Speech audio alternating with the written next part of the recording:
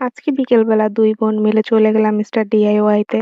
তো চলুন একসাথে ঘুরে দেখি বাজেটের মধ্যে কি অ্যাস্থেটিক এবং ইউজফুল জিনিস এখানে কিনতে পাওয়া যায়। আসসালামু আলাইকুম everyone. Welcome back to my new blog.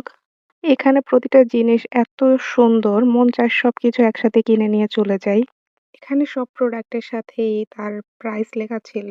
যেগুলোর সাথে লেখা ছিল না সেগুলো চেক করার জন্য আলাদা মেশিন ছিল। তাই প্রাইস জিজ্ঞেস করার কোনো ঝামেলা ছিল না। যেটা যার পছন্দ হচ্ছিল সেটা সে নিয়ে নিতে পারছে। এখানে ১ম ঢুকে আমি সবগুলো জিনিস ঘুরে দেখছিলাম। সবকিছুই অনেক সুন্দর এবং গোছানো ছিল। এই সেক্টরে কিছু খুবই কিউট অর্গানাইজার ছিল, ছোট বড় সব সাইজের। যেগুলো দেখলে আসলে মন চায় সবগুলোই নিয়ে নেই। আসলে এত কালেকশন ছিল, কোনটা রেখে কোনটা নিয়ে আসলে কনফিউজড হয়ে যাচ্ছিলাম। তারপরে দেখছিলাম অনেক সুন্দর ওয়াটার বোতল, ছোট বড় সবাই সবার পছন্দ মতো নিতে পারবে। তারপরে চোখ গেল অনেক সুন্দর কিছু ম্যাটের দিকে। এগুলো অনেক লেসি ছিল, নরমাল গুলিও ছিল, যেগুলো অনেকই সুন্দর। এই সাইডটায় ছিল অনেক ঘড়ির কালেকশন, ভিনটেজ, অ্যাস্থেটিক এবং কিউট টাইপের। ওয়াল ঘড়ি থেকে হাত ঘড়ি সব ধরনের কালেকশন এখানে ছিল। সাথে কিছু ফোন কেসও ছিল। এরপরে আমার নজর যায় সুন্দর কিছু আর্টিফিশিয়াল ফ্লাওয়ারের দিকে, যেখানে গেলে আসলে চোখ সরানো যাচ্ছিল না। কোনটা রেখে কোনটা নেই এরকম একটা অবস্থা।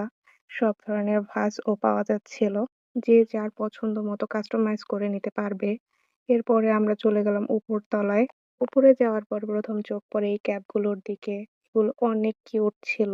সাথেই ছিল অনেক সুন্দর ব্যাগ, টোট ব্যাগ, ছোটদের বড়দের বিভিন্ন কালেকশন ছিল এখানে।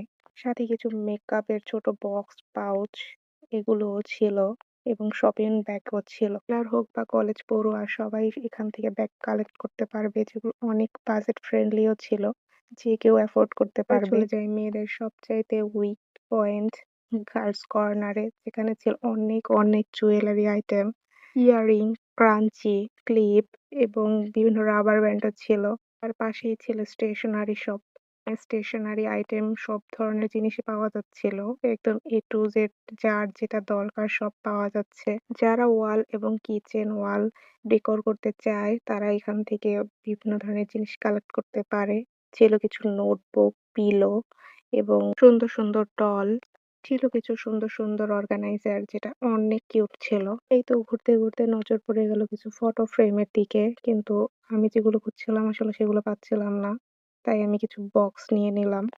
তো আমাদের কেনাকাটা শেষ করার পরে আমরা ভাবলাম কিছু খাওয়া যাক। বেশ সামনে থেকেই আমরা ফুচকা এবং ঝালমুড়ি অর্ডার করলাম এবং এটা নিয়ে খেতে চলে গেলাম আনারস কিনতে। সেখান থেকে আনারস কিনে রিক্সায় উঠলাম।